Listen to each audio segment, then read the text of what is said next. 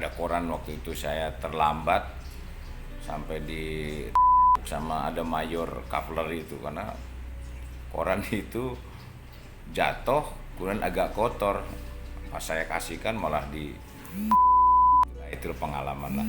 Kemudian setelah itu pulang sampai di rumah, ini ada cerita menarik nih kue klepon ini. Jadi saya antar ke Kodam 3 Siliwangi, saya antar ke kantin.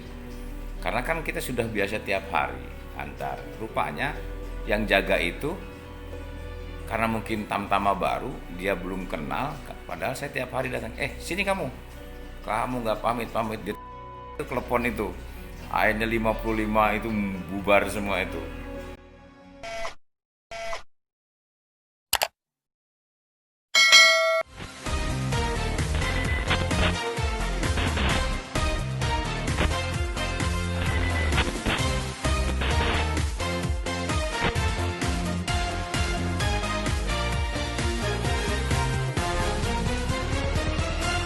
Kali ini saya berkesempatan untuk ngobrol secara langsung dengan salah satu petinggi di TNI Angkatan Darat.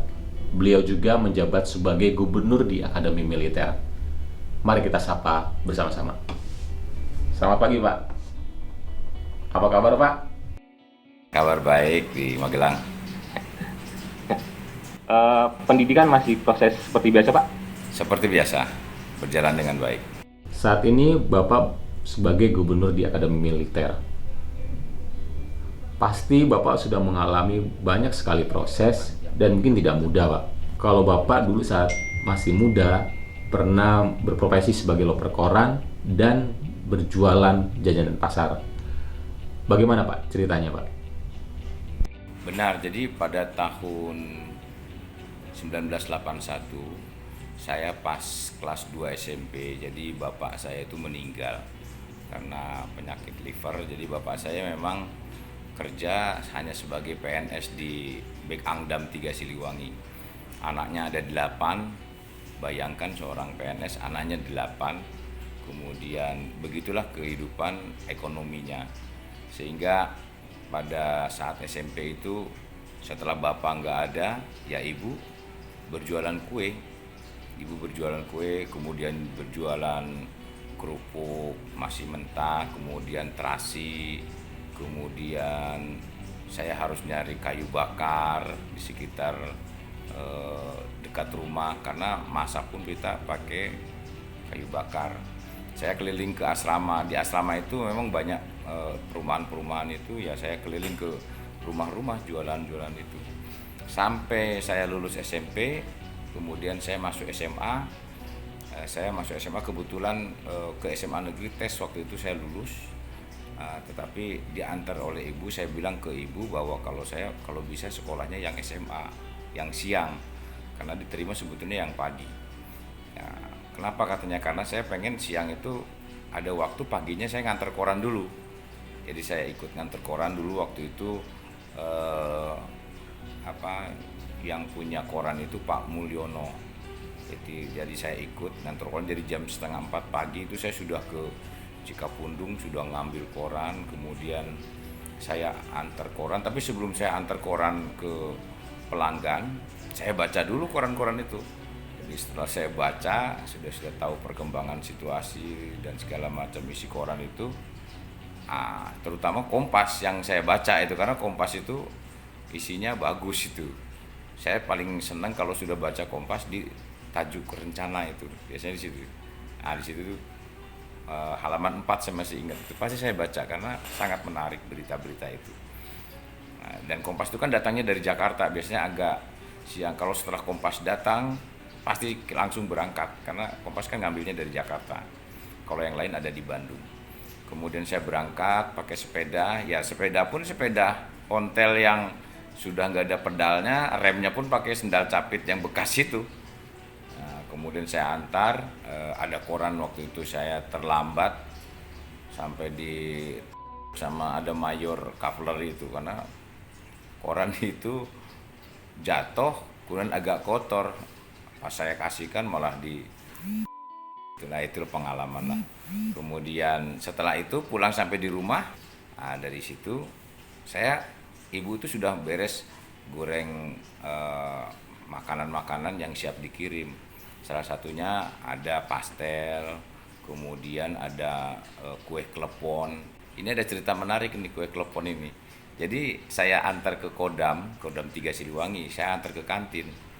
Karena kan kita sudah biasa tiap hari antar. Rupanya yang jaga itu karena mungkin tamtama baru, dia belum kenal, padahal saya tiap hari datang, sini kamu nggak pamit dia itu klepon itu, akhirnya 55 itu bubar semua itu, pada gelinding itu, terus saya ambilin, terus saya balik lagi karena kan sudah kotor semua. Akhirnya saya bilang ke ibu, agak diminta diganti lagi untuk diantar lagi. Tapi akhirnya si tamtama itu ditegur sama piketnya, oh itu udah biasa itu, adik itu datang ke sini itu. Nah dari situ saya mulai bangkit, mulai awas nanti saya bilang saya jadi perwira nanti saya. Di situ loh mulai cita-cita saya tuh pengen jadi taruna tuh di situ tuh. Artinya tidak boleh semena-mena lah kepada masyarakat itu kan begitu. Nah sekitar jam 10 udah selesai. Kadang-kadang lucunya kalau kita pas di perjalanan ada ketemu teman yang ya mungkin yang ekonominya bagus lah, yang agak menengah ke atas itu. Dia kursus, pas saya lagi nganter koran itu kan nganter kue itu kan cuma hanya pakai kain taplak gitu aja dengan piring. Saya pas ketemu mereka, saya bersembunyi di pohon. Setelah mereka lewat, baru saya jalan lagi. Itu seperti itu tuh. Sering terjadi itu. Nah, kemudian saya pulang setelah nganter-nganter makanan.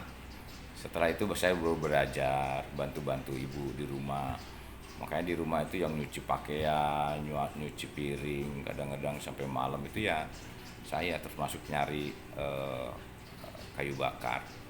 Nah setelah nganter itu baru saya sekolah siang, pulangnya sore jam 5. Begitulah setiap harinya itu. Pesan apa sih Pak yang selalu menjadi pedoman dalam kehidupan Bapak sehingga Bapak bisa memiliki pangkat yang tinggi dan yang mungkin tidak pernah diduga kedua orang tua Bapak memiliki anak seorang jenderal? Bapak saya itu kan dulunya pejuang, jadi dari tentara pelajar. Jadi tanda jasa almarhum itu sering saya pakai itu untuk perang-perangan itu waktu kecil itu. Nah dari situ mungkin saya pengen menjadi tentara itu di situ. Yang kedua itu tadi yang pertama saya sampaikan, ya mungkin saya masuk ke akademi militer kan tanpa biaya. Kalau saya kuliah bagaimana kan, waktu saya di Magelang pada saat tes Pantohir saya diterima di perguruan tinggi itu, kemudian saya dikasih kesempatan oleh panitia, silakan telepon orang tua apakah dipertimbangkan bisa masalah memilih mana perguruan tinggi atau akademi militer. Cuma disampaikan oleh panitia bahwa kamu kelihatannya bakal diterima di akademi militer. Akhirnya kesempatan itu saya komunikasi dengan orang tua, akhirnya kata orang tua, udahlah dong, kuliah itu biaya dari mana ibu, katanya. Saya masih punya adik 2 perempuan dua-duanya. Akhirnya ya saya memilih akademi militer. Oleh karenanya di akademi militer saya betul-betul menikmati betul. Ya makan gratis, apa gratis semuanya, sehingga selama ini kita mengeluarkan biaya kita tidak, sehingga selama pendidikan saya semangat betul itu. Kalau dari ibu itu yang sangat menarik itu, ibu itu kalau setiap dapat rezeki, dapat makanan, misalnya dari kampung atau dari mana, itu selalu seasrama itu dibagi, itu tetangga-tetangga dekat itu. Artinya kemurahan hati ibu itu kepada sesama itu luar biasa. Sebetulnya bapak pun sama, bapak tuh sering mengumpulkan keluarga-keluarganya, kebetulan bapak tuh anak yang paling besar. Nah kemudian pesan dari ibu itu pokoknya bahwa banyak-banyak berbuat baiklah kepada setiap orang. Karena memang Tuhan itu mengajarkan hablum minanas, hablum minallah. Jadi hablum minanas dulu. Banyak-banyak berbuat baiklah kepada orang. Kalau rezeki itu pasti Tuhan yang nanti akan menentukan.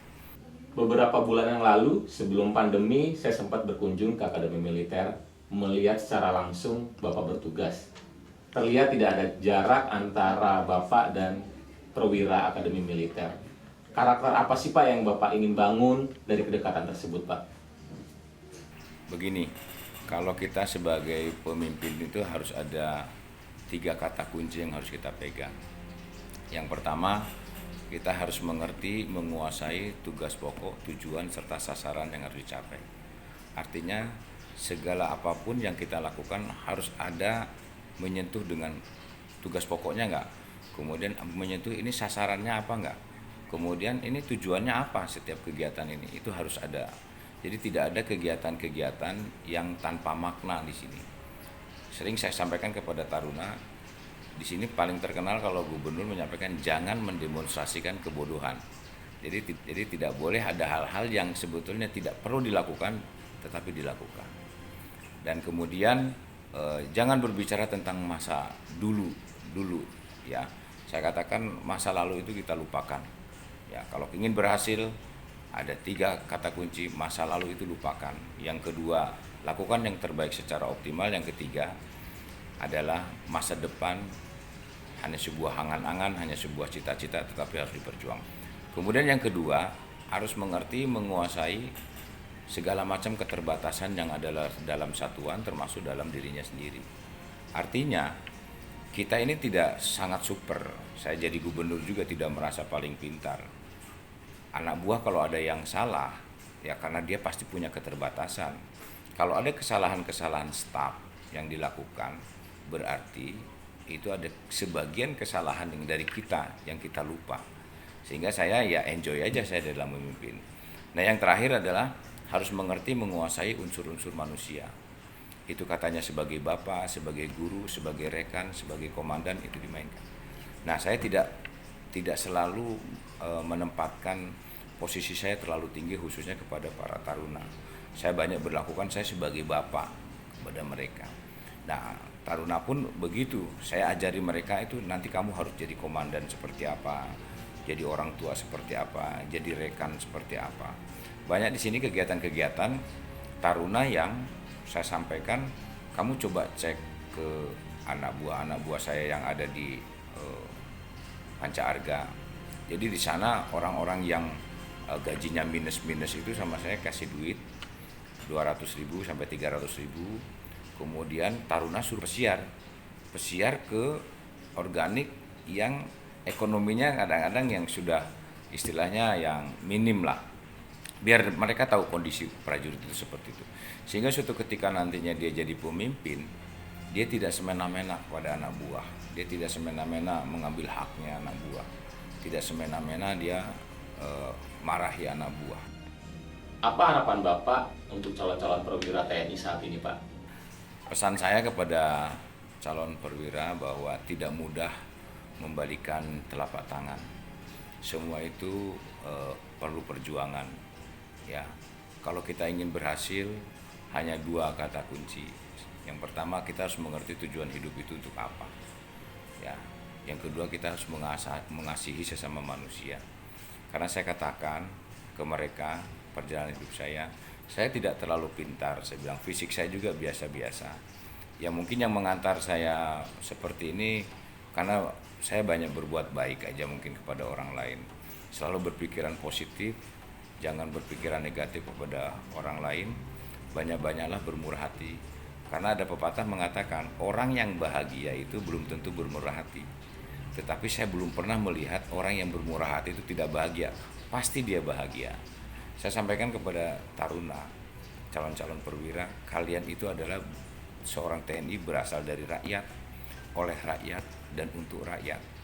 Ada di 8 wajib TNI itu, yang ke-8 itu menjadi contoh dan memelopori segala usaha-usaha untuk mengatasi kesulitan rakyat sekelilingnya.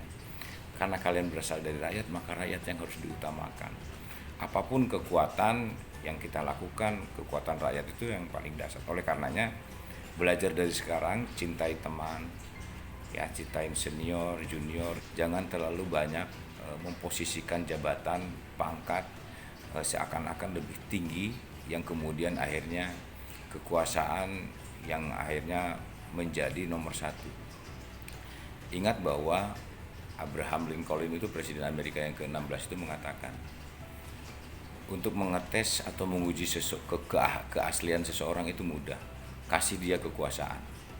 Kalau dikasih kekuasaan itu akan kelihatan aslinya. Oleh karenanya dimanapun kalian berada, dimanapun kalian bertugas dan apapun jabatannya, kembali kepada jati diri siapa yang sebenarnya manusia itu.